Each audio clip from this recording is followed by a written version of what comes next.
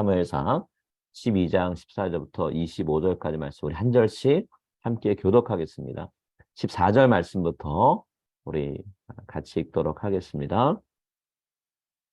너희가 만일 여호와를 경외하여 그를 섬기며 그의 목소리를 듣고 여호와의 명령을 거역하지 아니하며 또 너희와 너희를 다스리는 왕이 너희 하나님 여호와를 따르면 좋겠지만은 너희가 만일 여호와의 목소리를 듣지 아니하고 여호와의 명령을 거역하면 너희의 손을 치신 것 같이 너희를 치실 것이라. 너희는 이제 가만히 서서 여호와께서 너희의 목전에서 행하시는 이 큰 일을 보라.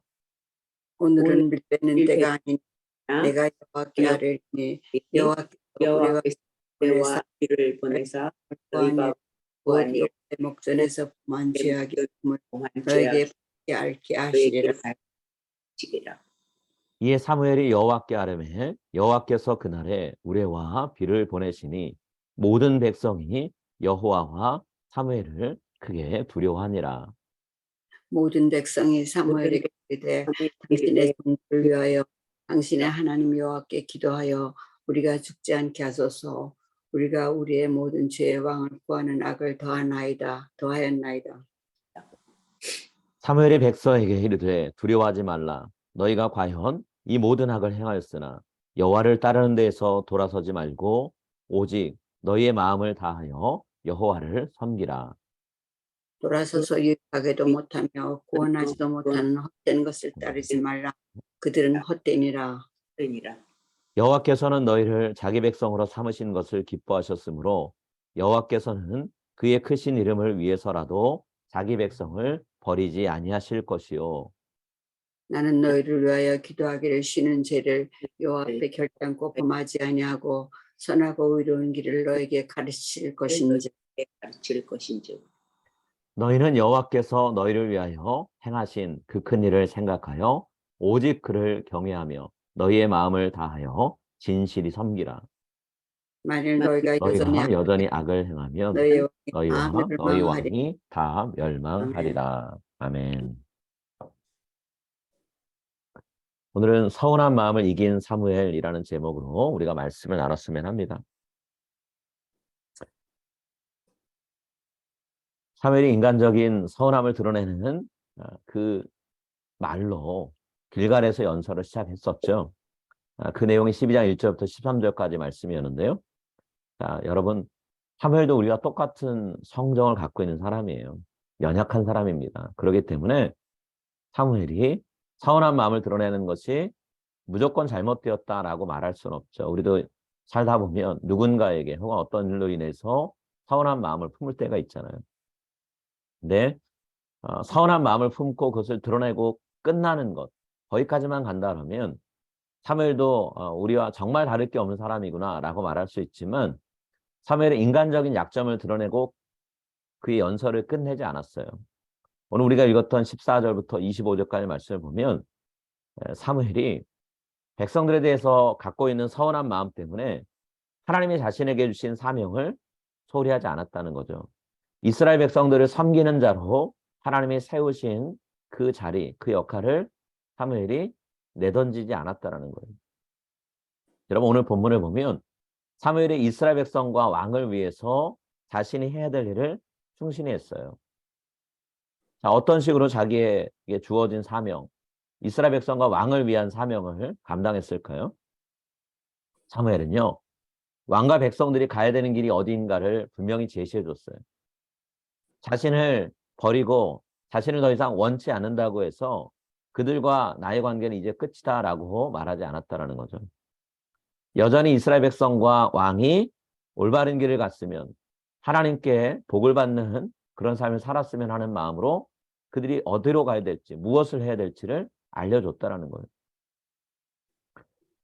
사무엘 선지자는 왕과 백성들이 하나님의 말씀을 듣는 자 되어야만 한다라고 분명하게 말을 했어요. 14절 말씀입니다. 너희가 만일 여호와를 경외하여 그를 섬기며 그의 목소리를 듣고 여호와의 명령을 거역하지 아니하며 또 너희와 너희를 다스리는 왕이 너희 하나님 여호와를 따르면 좋겠지만은 이스라엘 백성들이 왕을 세웠죠. 그리고 왕의 말을 듣기를 원했어요. 하지만 하나님은 사무엘을 통해서 뭐라고 말씀하시나요? 하나님의 말씀에 귀를 기울여야 왕정이 지속될 것이다 라고 말씀하고 계세요. 이스라엘 백성들이 궁극적으로 섬겨야 되는 대상은 하나님이신 거지 인간인 왕이 아니라는 거죠. 백성들만 하나님의 목소리를 들어야 되나요? 아니요. 왕도 그래야 된다라고 말씀하고 있어요. 왕은 자칫 인생을 살다가 자기 자신의 내면의 탐욕의 소리나 백성들의 원성을 듣기 바쁠 수 있다는 거죠. 그러나 왕도 그의 마음을 다해서 하나님의 목소리에 귀를 기울여야 된다는 거예요. 그것만이 인간 왕이 다스리는 왕정이 하나님이 다스리시는 신정과 함께 할 수 있는 유일한 길이라는 거죠. 하나님이 백성들이 원하는 왕을 100% 만족스럽게 허락하신 거 아니에요.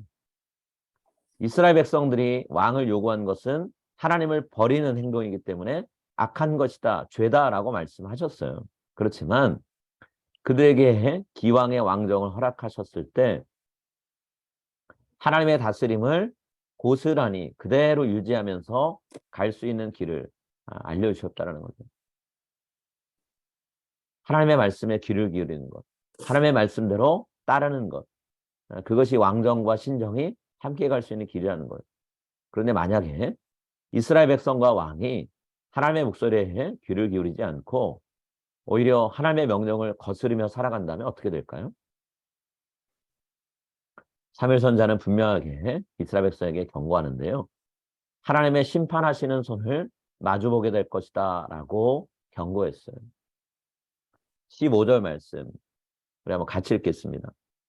너희가 만일 여호와의 여호와의 목소리를 목소리를 듣지 아니하고 아니하고 여호와의 명령을 거역하면 여호와의 손이 여호와의 너희의 손이 너희의 조상들을 조상들을 치신 것 같이 너희를 치실 너희를 것이다. 치실 것이라. 자, 사무엘 선지자가 하나님의 말씀에 불순종하는 이스라엘 백성들을 심판하는 하나님의 손을 본다라고 하면서 그 심판하는 하나님의 손을 여호와의 손이라고 표현했어요. 여러분 과거 역사를 돌아볼 때 이스라엘 백성들이 보았던 심판하는 손, 여호와의 손은 누구에게 주로 나타났을까요? 이방 민족에게 여호와의 손이 나타났어요. 하나님의 손이라고 표현할 수도 있는데 여호와의 손이라고 표현됐을 때는 주로 이방 민족을 심판할 때 나타나는 표현이에요.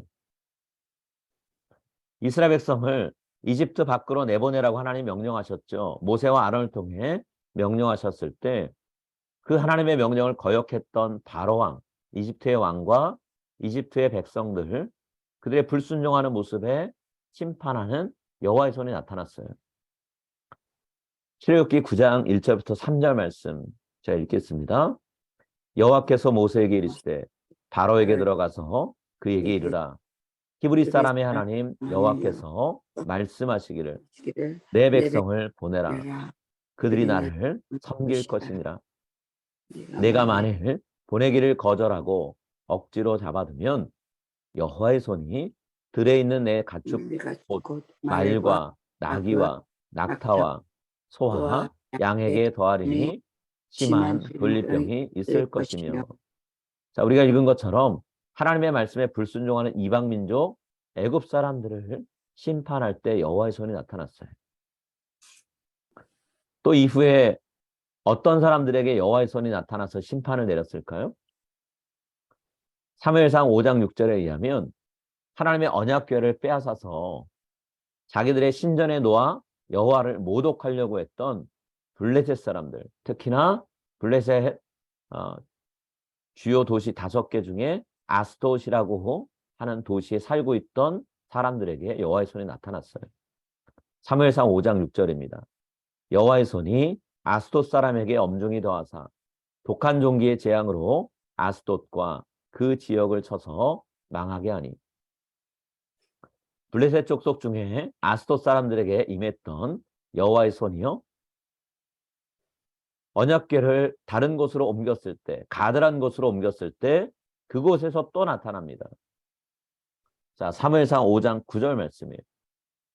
그것을 옮겨간 후에 여호와의 손이 심히 심히 큰 큰 환난을 환란을 그 성읍에 더하사 성읍 사람들의 작은 자와 큰 자를 다 합쳐서 독한 한 종기가 종기가 나게 나게 하신지라. 하신지라. 아멘. 주여 말씀. 여러분 이렇게 해요. 하나님의 말씀을 무시하고 모욕하는 이방 민족에 나타났던 하나님의 심판, 그 심판을 나타내는 표현이 여호와의 손이에요. 근데 오늘 본문은 이스라엘 백성들에게 그 여호와의 손이 나타나서 무서운 심판을 경험하게 할 거다라고 경고하고 있어요.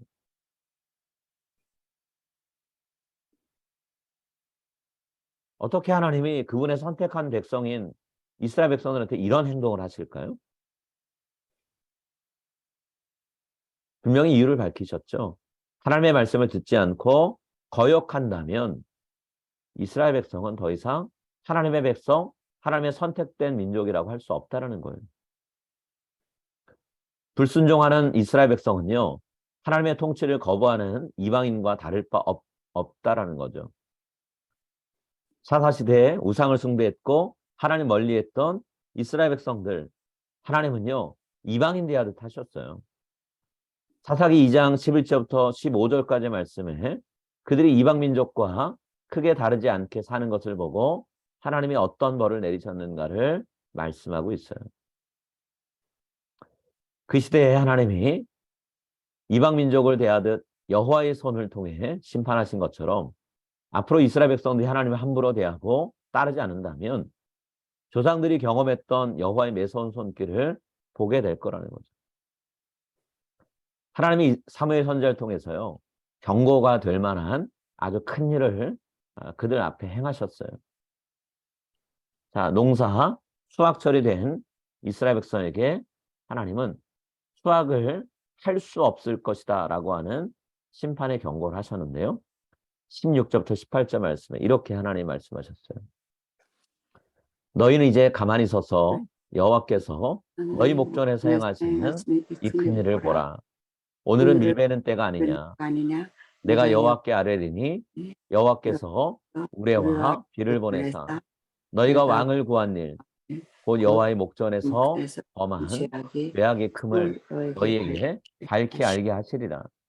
이 사무엘이 여호와께 아뢰매 여호와께서 그날에 우레와 비를 보내시니 모든 백성이 여호와와 사무엘을 크게 두려워하니라. 여러분 지금 농사에 대한 이야기가 나왔는데요. 농사는 다 날씨에 따라서 결과가 달라지죠. 씨 뿌릴 때는 땅에 수분이 있어야 돼요. 비가 절실하게 필요해요. 곡식과 열매가 여물 때는요. 비가 내리는 것보다는 햇빛이 더 많이 필요해요. 이스라엘 땅의 기후를 생각해 보면 겨울인 12월부터 2월까지 주로 비가 와요. 우기라고 불리거든요. 그리고 씨를 뿌릴 때와 거둘 때 혹은 열매가 어느 정도 맺힐 때 이른 비와 늦은 비라고 하는 비가 내리는 기간이 또 따로 있어요. 오늘 본문에는 밀베는 때라는 표현이 나오는데요. 이때는 여름이에요. 비가 오지 않는 건기예요. 보리나 밀을 수확하는 시기가 이때라는 거죠. 근데 만약에 이때 폭풍우가 몰아친다? 그의 농사는 망하는 거예요.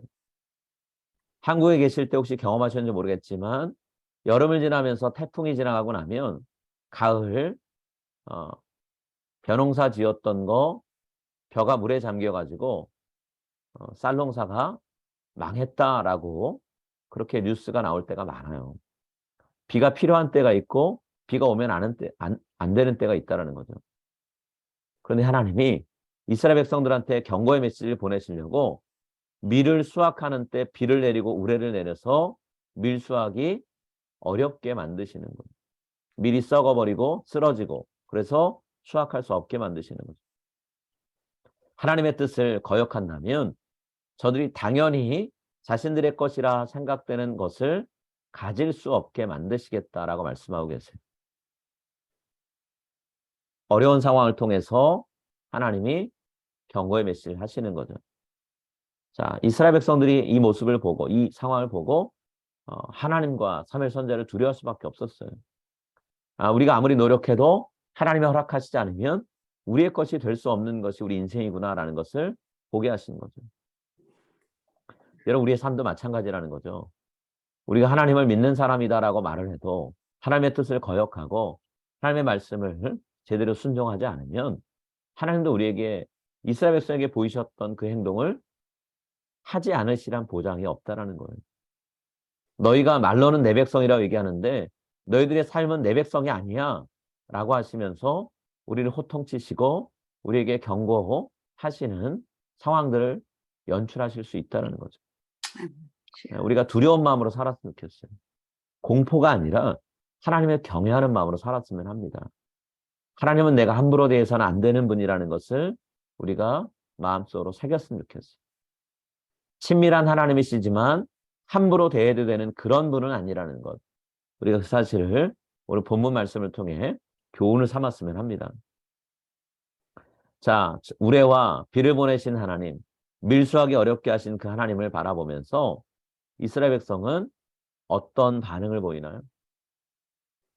자신들이 하나님을 대신할 통치자로 왕을 달라고 했던 것이 하나님께 큰 죄, 심각한 악을 행한 것이라는 것을 깨닫고 하나님 앞에 그 죄를 시인하고 고백하죠.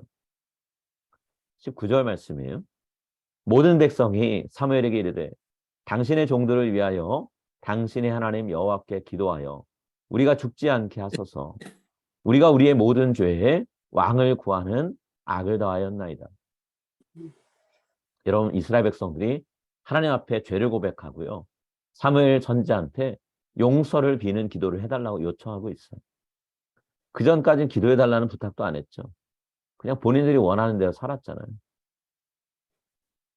자, 악을 행하고 죄를 지은 이스라엘 백성들이 자신들을 위해 기도해달라고 할 때, 괴로워서 사무엘 선지자에게 도움을 요청할 때 사무엘 선지자 어떻게 반응했나요? 자신을 버린 이스라엘 백성들 서운한 마음 품고 너희들을 위해서는 내가 절대로 기도 못한다라고 버티거나 저주하는 말 했나요? 그렇지 않죠. 사무엘 선지자 서운한 마음을 극복했어요. 오히려 이스라엘 백성들을 안심시키는 말을 해줘요. 그리고 우상을 버리고 하나님께로 돌아오면 하나님이 다시 이스라엘 백성들을 돌보실 것이다 라고 권면의 말을 하죠. 20절과 21절에서 백성들을 안심시키는 말, 그리고 그들이 가야 될 길을 올바로 제시해 주는 일을 했어요. 사무엘이 백성에게 이르되 두려워하지 말라. 너희가 과연 이 모든 악을 행하였으나 여호와를 따르는 데에서 돌아서지 말고 오직 너희의 마음을 다하여 여호와를 섬기라. 돌아서서 유익하게도 못하며 구원하지도 못하는 헛된 것을 따르지 말라. 그들은 헛되니라. 여러분, 사무엘은요, 하나님이 이스라엘 백성을 쉽게 버리거나 포기하지 않으실 거라는 걸 잘 알고 있었어요. 그래서 이스라엘 백성들에게 심판하고 계시는 이 하나님, 여호와의 손을 보이시는 그 하나님이 진심, 본심은 무엇을 갖고 계시는지를 이스라엘 백성에게 알려줘요. 당신들을 버리려고 하나님이 심판하는 거 아닙니다. 라고 얘기하죠. 22절 제가 읽겠습니다. 여호와께서는 너희를 자기 백성으로 삼으신 것을 기뻐하셨으므로 여호와께서는 그의 크신 이름을 위해서라도 자기 백성을 버리지 아니하실 것이요. 자칫 이스라엘 백성들이 갖고 있는 두려움이 하나님을 향한 공포심이 될까 봐 사무엘 선지자는 하나님의 진심이 무엇인가를 알려주고 있어요. 하나님 절대로 너희를 버리지 않는다.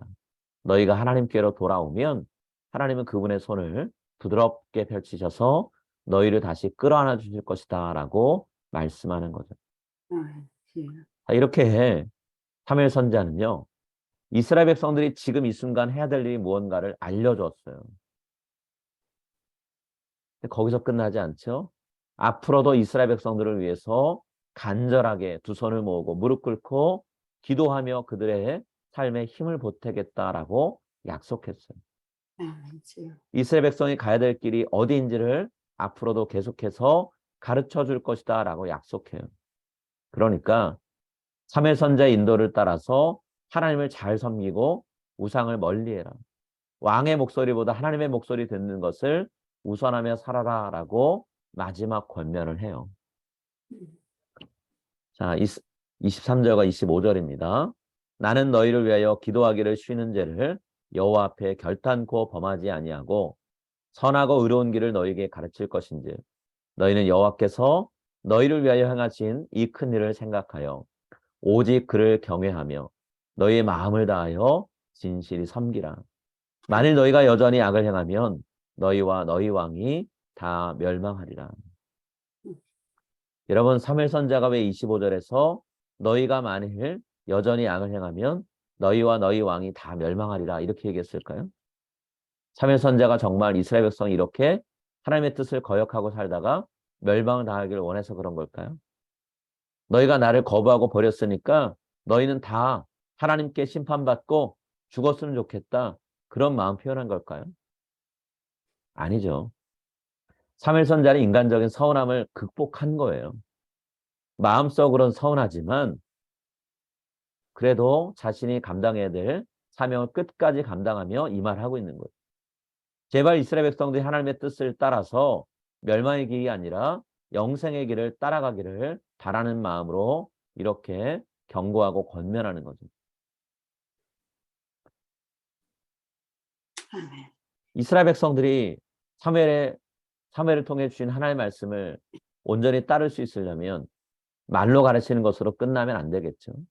그래서 이스라엘 백성과 왕에게 하나님의 말씀을 따르라고 가르친 그대로 사무엘 선지자가 자신이 스스로 먼저 하나님이 주시는 말씀을 따르는 삶을 살았어요.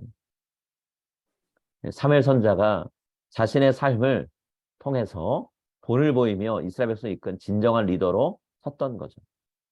나를 버린 이스라엘 백성들이지만 나는 버리지 않겠다는 마음으로 이스라엘 백성을 위해 기도하며 그들을 앞으로 계속해서 이끌어 갔다라는 거예요. 여러분, 우리가 하나님이 맡기신 일들, 하나님이 맡기신 사명을 감당하면서 살다 보면요, 이런저런 일들이 생겨서 우리의 마음이 상하고 서운할 때가 있어요. 사람들에 대해서 섭섭할 때가 있고요. 그 일을 그만두고 싶은 마음이 들 때도 있는데요. 그 서운한 마음을 이기지 못해서 해야 될 일을 내려놓고 돌봐야 될 사람, 감당해야 될 일들을 내버려 두는 그런 우리가 되지 않았으면 합니다. 하나님께 부름받은 사명자는요, 개인의 감정을 넘어서 하나님의 마음을 헤아리고 하나님 말씀대로 살아가는 사람이에요. 하나님의 말씀이 우리 한 사람 한 사람, 저와 여러분의 마음을 사로잡아야 우리가 마땅히 가야 되는 길, 믿음의 길, 섬김의 길, 사역자의 길을 중간에 포기하지 않고요. 끝까지 갈 수 있어요. 사도 바울이 뭐라고 고백했나요? 나의 달려갈 길과 주 예수께 받은 사명을 감당하기 위해서 자신의 생명을 내놓는 것도 아끼지 않는다라고 고백했죠. 오늘 저와 여러분이 사무엘처럼 사도 바울처럼 인생의 끝까지 하나님 주신 믿음의 길, 사명의 길 놓치지 않고 마지막 목표점 하나님 나라를 향해 달려갈 수 있는 그런 우리 모두가 될 수 있기를 간절히 기도하고 소망합니다. 아멘. 우리 함께 같이 기도하겠습니다.